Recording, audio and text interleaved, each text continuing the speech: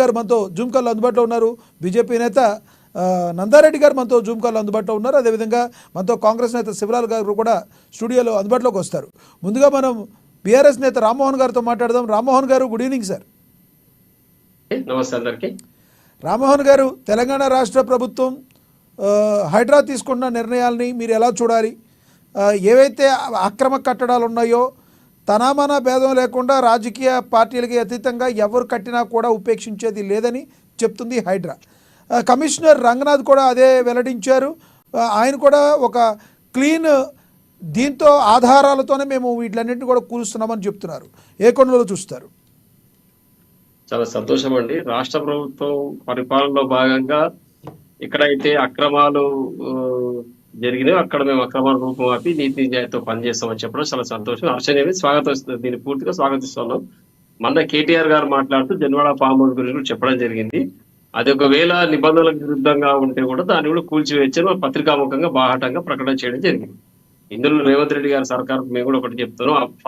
ఎప్పుడైతే మొట్టమొదటిసారి వారు అధికారంలోకి వచ్చిన రేవంత్ రెడ్డి గారు ఆ రోజు కూడా కేసీఆర్ గారు కానీ కేటీఆర్ గారు బీఆర్ఎస్ పార్టీ అందరూ కూడా ఒకటే చెప్పడం జరిగింది, ప్రభుత్వం చిత్తశుద్ధితో పనిచేస్తే మేము పూర్తిగా సహకరిస్తాం, అవినీతి అక్రమాలకు పాల్పడడం ఉపేక్షించేది లేదు, ఇక్కడ చెప్పిన పథకాల అమల్లో 100% పూర్తి చేయడానికి ఒత్తిడి తీసుకొస్తాం, ఇవన్నీ చెప్పడం జరిగింది. ఇందులో హైడ్రా ద్వారా ప్రభుత్వం ఏదైతే చెరువులను కబ్జా చేసి కట్టిన బడాబాబులను కావచ్చు, రాజకీయ నాయకులను కావచ్చు, లేదా కార్పొరేట్ దిగ్గజాలు కావచ్చు, బ్యూరోక్రాట్స్ కావచ్చు, ఇందులో మనం అధికారులు కూడా ఇలా వేరే చూసి అవసరం లేదు. ఎందుకంటే పెద్ద పెద్ద కలెక్టర్లు, ఐపీఎస్ ఆఫీసర్లు, తర్వాత మున్సిపల్ ఆర్డీఓ ర్యాంక్ లో ఉన్న వాళ్ళు అందరూ కూడా పెద్ద ఎత్తున ఫామ్ హౌస్ కానీ పొలాలు కానీ కొనడం జరిగింది.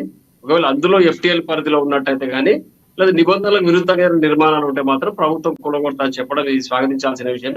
ఇందులో రాజకీయ కోణం లేకుండా కక్షపూరిత చర్య కాకుండా పూర్తి స్థాయిలో నివేదికలు తెప్పించుకొని అది 100% నిజమైతేనే దానిపైన చర్య తీసుకుంటే బాగుంటుంది. ఇక్కడ మనం చూస్తున్నాం రామ్మోహన్ గారు, రామ్మోహన్ గారు చూస్తున్నాం, కొంతమంది కూల్చివేసే ధోరణిలో ఏ రకంగా కూలుస్తారు, మా మీద నుంచి బుల్డేజర్లను తీసుకెళ్ళండి అని అక్కడ పడుకోవటం ఇలాంటివి కూడా చూస్తున్నాం మనం. ఒక రకంగా వాళ్ళు బినామీలు అనుకోవచ్చు, ఎందుకంటే పడుకునే వాళ్ళు ఉంటే దాని వెనకాల రాజకీయ నాయకులు కారణాలు వేరుంటాయి. దీన్ని ఎలా చూడాలంటారు? ఇందులో ఖచ్చితంగా ఒకటి మనం ఇంట్లో చెప్పొచ్చు. ఏమైతే కొన్ని దగ్గర ఎవరైతే అక్రమంగా భూములు తీసుకొని దొంగ రిజిస్ట్రేషన్ ద్వారా లేకపోతే ఫేక్ సర్టిఫికేట్ ద్వారా ఎన్ఓసీ తెచ్చుకొని దాన్ని లేఅవుట్ గా చేసి ప్లాట్లుగా వేసి అమ్మడం జరిగింది. అక్కడ బాధితులు ప్రజలు అవుతారు, సామాన్య పబ్లిక్ బాధితులు అవుతారు. కాబట్టి అటువంటి సంఘటనలు ఈ యొక్క పర్టికులర్ ఇష్యూలో జరుగుతూ ఉంటాయి. బట్ ఎవడైతే ఈ లేఅవుట్ వేసినాడో తన అక్రమ నిర్మాణం కూల్చే పబ్లిక్ ముసుగులో రాజకీయ నేతల కనుసన్నల్లోనే వెనకాల బడాబాబులు ఉన్నారని మరి అనేక ఆరోపణలు కూడా వినిపిస్తున్నాయి. దాన్ని ఏమంటారు మీరు? ఆరోపణలు, రాజకీయ ఆరోపణలు కావచ్చు, విన్య ఆరోపణలు కావచ్చు, అది వాస్తవం ఎంతో నిజమేంతో అబద్ధం ఎంతో తెలియదు. కాబట్టి ఒక్కటి మనం తేలవాల్సింది ఏంటంటే ఎవరైతే లేఅవుట్లు తయారు చేసి దొంగ కాయిదాలు సృష్టించి ఫేక్ రిపోర్ట్స్ తోటి ఫేక్ ఎన్ఓసీలతోటి ప్లాట్లుగా విభజించి సామాన్యులకు అమ్మినరో సామాన్యులు ఇబ్బంది పడతారు. కాబట్టి అధికారుల సామాన్యుల ప్లాట్ల దగ్గర పోకుండా ఇమ్మీడియట్ గా ఆ ల్యాండ్ అమ్మింది ఎవరు, నిషేధిత జాబితా తొలగించింది ఎవరు, అక్రమంగా అధికారులు ఎవరు సహకరించారు వీళ్ళకి, ఈ లేఅవుట్ చేసింది అమ్మిరో వాళ్ళ పైన చట్టరీత్యా జన్వాడ ఫామ్ హౌస్ ఎలా నిర్మితమైందంటారు? దానిలో రక్షణాత్మక ధోరణిలో కేసీఆర్ గారు కానీ లేదంటే కేటీఆర్ గారిని మాట్లాడాను అనుకోవచ్చా? మీరు కూడా రక్షణాత్మక ధోరణిలో ఉన్నారా? ఎక్కడ కూడా రక్షణాత్మక ధోరణి ఎక్కడ లేదండి. ఇందులో ట్రాన్స్పరెన్సీ ఉంది పూర్తిగా.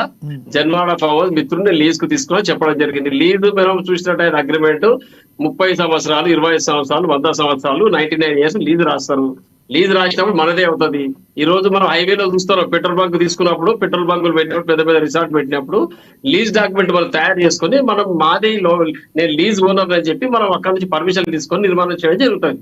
అంత మాత్రాన నువ్వు అక్రమంగా కట్టినవని మన మీద బురద జల్లడం అనేది ఒక హై క్యాడర్ రామ్మోహన్ గారు, ఒక హై క్యాడర్లో ఉన్న వ్యక్తి లీజుకు తీసుకునే ముందు అది ఎక్కడ కట్టారు, మనం ఎలాంటిది లీజుకు తీసుకుంటున్నాం, ఎలాంటి దానిలో మనం కొనుగోలు చేస్తున్నామని ఆలోచించారంటారా? లీజుకు తీసుకున్నంత మాత్రం లీజుకు తీసుకున్న వాడు తప్పేమీ ఉండదంటారా? ఒక్కటి గమనించాలి మనం, హౌస్ నెంబర్ గానీ ఇంటి నెంబర్ నిర్మాణం పూర్తయిన తర్వాత అధికారుల పని అది. ఇది అక్రమ నిర్మాణం అయితే కూలగొట్టి అధికారుల పని. కరెంట్ మీటర్ ఇవ్వడము, లేకపోతే నిర్మాణం అనుమతి ఇవ్వడం, ఇదంతా జరిగినప్పుడు కన్స్ట్రక్షన్ బిల్డింగ్ లీజ్ తీసుకోవడంలో అందులో సూక్ష్మాలు ఎవరు పరిశీలించారండి. కామన్ గా రిజిస్ట్రేషన్ డాక్యుమెంట్ ఒక లీజ్ డీడ్ చూసుకుంటారు కాబట్టి అదేమైనా జరగవచ్చు. ఇందులో రాజకీయ కోణంగా మనం మాట్లాడే ముందు ఒకసారి ఆలోచన చేసుకోవాలి. కాంగ్రెస్ పెద్దలు ఈరోజు దానం నాగేందర్ గారు కొల్లగొట్టామంటున్నారు. మరి దానం నాగేందర్ గారు మీరు మీ యొక్క పార్టీలో చేంజ్ చేసుకున్నప్పుడు ఈయన గతంలో టీఆర్ఎస్ పార్టీలో ఉండే ఈయన కూడా అక్రమాలు చేసిన దొంగ కాబట్టి మరి నా పార్టీలో చేంజ్ చేసుకోవద్దని రేవంత్ రెడ్డి గారు ఆలోచన చేసేది ఉండే. మరి ఈ రోజు మాట్లాడి వారు తీసుకున్న తర్వాత మేము ఆయన కూడా కొల్లగొట్టాం అంటే ఏం చెప్పదలుచుకోరు మీరు? కాబట్టి ఇటువంటి రామ్మోహన్ గారు గుడ్డ కాల్చి ముఖం మీద వేయటం అంటే దీన్ని ఇప్పుడు ఒక రకంగా చెప్పాలి అంటే మీరు అన్ని అధికారులు తప్పిదాలు అంటారు. ఏదైతే సంబంధం లేకపోయినా అడుగుతున్నాను, ఏదైతే ఫోన్ ట్యాపింగ్ వ్యవహారంలో ఏం జరిగిందంటే అది కూడా అధికారులు తప్పిదాలు అంటారు. దీనికి కర్త కర్మ క్రియ అనే వాళ్ళు బ్యాక్ బోన్ ఒకళ్ళు ఉంటారు కదా, వాళ్ళ తప్పులు ఏమి ఉండమంటారా? ఓన్లీ అధికారులు తప్పిదాలు నేను చెప్తాను వినండి. ఎక్కడైనా అధికారిదే తప్పు 100% గుర్తుంచుకోవాలి. అధికారి అనేటోడు రాజ్యాంగబద్ధంగా ప్రభుత్వానికి ప్రజలకు జవాబుదారితనం వహించాల్సి వస్తుంది. ఈ రోజు మీరు గమనించండి, ఎన్నికల కమిషన్ టిఎన్ శేషన్ గారు రాకముందుకు ఎట్లా ఉండే పరిస్థితి గ్రామాల్లో కూడా టిఎన్ శేషన్ గారు వచ్చిన తర్వాత ఎట్లా మారిపోయింది? మరి అంతకుముందు ఎన్నికల కమిషన్ లేదా, ఎన్నికల కమిషనర్లు లేదా, ఎన్నికల విధి నిర్వహణ జరగలేదా? కాబట్టి ఒక అధికారి నిరంకుశంగా నిజాయితీగా పనిచేసి ఇటువంటి అక్రమాలు జరగవు. ఎవరు నేను నా పర్సనల్ గా లాభం కొరకు ఎక్కడో వెయ్యి అధికారిని భయపెట్టో ప్రలోభ పెట్టో ఏదో లంచం ఇచ్చో లేదు ఇంకేమైనా చేసో అనుమతి తీసుకొని కట్టుకుంటే ఇది ఏముందంటే ఎవరైతే అనుమతి ఇచ్చిరో ఆయన కదా జవాబుదారి ప్రభుత్వానికి. ఎట్లా ఇచ్చిన అనుమతి ఉద్యోగం సస్పెండ్ కావడమో లేదా అరెస్ట్ అయ్యి జైలు కూడా జరుగుతుంది. గతంలో రాజశేఖర రెడ్డి ప్రభుత్వంలో ఐఏఎస్ ఆఫీసర్లు నలుగురు కలెక్టర్లు జైలు పోలేదా అంటే జగన్ గారి కేసులో, రాజశేఖర రెడ్డి గారి కేసులో. కాబట్టి ఇటువంటి పనులు చేసేటప్పుడు ఎవరైతే అధికారులు వాళ్ళు నిక్కచ్చిగా వ్యవహరించి వారు ఇక్కడ నుంచి ఎవరైతే ప్రజాప్రతినిధి కానీ ప్రభుత్వంలో పెద్దలు కానీ ఒత్తిడి చేస్తే ఆయన ఇక్కడ నుంచి ట్రాన్స్ఫర్ అయితే ఇంకో దగ్గరికి పోయి అదే పొజిషన్ లో కూర్చుంటాడు కదా, ఆయన పొజిషన్ మారిపోదు కదా. కలెక్టర్ గారు మారితే కలెక్టర్ గానే ఉంటాడు, రెవెన్యూ అధికారి మారితే రెవెన్యూ అధికారిగానే ఉంటాడు, తహసీల్దార్ మారితే తహసీల్దార్ గానే ఉంటాడు. ఆయనకి ఎక్కడ పోయినా అదే కుర్చీ కదా, ఎందుకు లాలోచిపడాలి ప్రజాప్రతినిధులతోటి? కాబట్టి రాజకీయ నాయకులు ఏదో పొరపాటు చేసి అధికారులు కొమ్ముగాస్తే మాత్రం దానికి పర్యవసానం అనుభవించాల్సింది అధికారులే.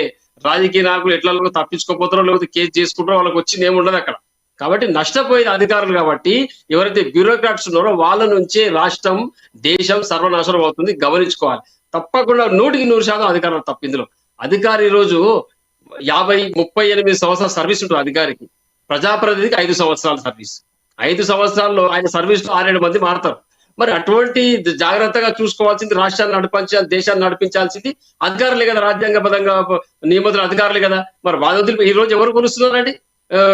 వారు చెప్తా ఉన్నారు, హైడ్రా కమిషనర్ గారు నిక్కచ్చిగా నేను మొత్తం కూలగొట్టేస్తాను, ఎవరి ఒత్తిలకు నేను తల్లొక్కని అంటున్నాడు. మరి పని జరుగుతుందా ఈ రోజు? కాబట్టి అధికారులు ఆలోచన చేసుకోవాలి, బ్యూరోక్రాట్స్ ఆలోచన చేసుకోవాలి. రాజకీయ నాయకులు ఆరోపణలు చేసే ముందు కాంగ్రెస్ పెద్దలు ఆలోచన చేయాలి. మీరేం నీతిమంతులు గారు, రాజశేఖర రెడ్డి ప్రభుత్వం ఏం జరిగింది అందరికి తెలుసు, దేశం అంతా తెలుసు. జగన్ గారు వారి కుమారుడు ఏం చేసిన అందరికి తెలుసు. కాబట్టి ఖచ్చితంగా రేవంత్ రెడ్డి గారు చేసే పని మేము స్వాగతిస్తా ఉన్నాం. ఎవరిదైనా సరే కూలగొట్టాల్సిందే. ఆ రోజు నాగార్జున గారు ఎన్నికల కన్వెన్షన్ కూలగొడతాంటే కోర్టుకు తెచ్చుకున్నాడు. మరి కోర్టు ఎట్లా ఇచ్చింది ఈ వారంలో ప్రశ్నించాల్సిన అవసరం ఉంది మరి ఇప్పుడు మనం. ఎందుకంటే ఒకరేమో ఇది కరెక్టే అంటారు, ఒకరేమో తప్పు అంటారు. మరి ఎవరిది వాస్తవం? ఇందులో ఏం జరుగుతుంది రాష్ట్రం లోపల? ఒకవేళ అన్యాయం జరిగితే కోర్టు స్టే ఇవ్వద్దు కదా, ఎట్లా ఇస్తుంది కోర్టు స్టే? ఇట్లా ఇస్తుంది. మరి అక్కడ ఏం జరుగుతుంది?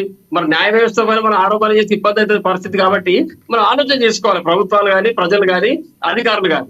ఒక్క అధికారి తప్పు చేయకుండా ఉంటే రాష్ట్రం సుభిక్షంగా ఉంటుంది, దేశం సుభిక్షంగా ఉంటుంది. కోర్టు దగ్గర నుంచి స్టే తెచ్చుకున్నారు అంటే మేము ఇంకా చెప్పుకోదలసింది ఏదన్నా ఉంది అని చెప్పి తమ వాదన వినిపించుకుంటాకే కానీ మీరు కోల్చొద్దు అని కోర్టు చెప్పలేదు కదా. కోర్టు స్టే ఇచ్చినంత మాత్రాన అది మొత్తం ఆగిపోయింది అనుకుంటే చెప్తున్నానండి. ఇక్కడ మనం ఆలోచన చేయాల్సింది ఏంటంటే ఎవరైతే అక్రమ నిర్మాణం చేస్తాడో వాడు తప్పు చేసే వానికి 100 దారులు ఉంటాయి. మంచి మాట్లాడే వాడికి మంచి చేసే ఒకటే దారి ఉంటుంది, అతను వేరే దారి పోలేడు, అదే దారి పోతాడు. కాబట్టి చెడు చేసేవాడు 100 దారులు వెతుక్కుంటాడు. ఆ 100 దారులను సమర్థవంతంగా మూసివేసి పని చేసే బాధ్యత అధికారి తీసుకోవాలి. ఓకే రామ్మోహన్ గారు, మళ్ళీ వస్తాం మీ దగ్గరికి. మళ్ళీ వస్తాం మీ దగ్గరికి. మనతోటి బీజేపీ నేత నందారెడ్డి గారు ఉన్నారు. ఆయన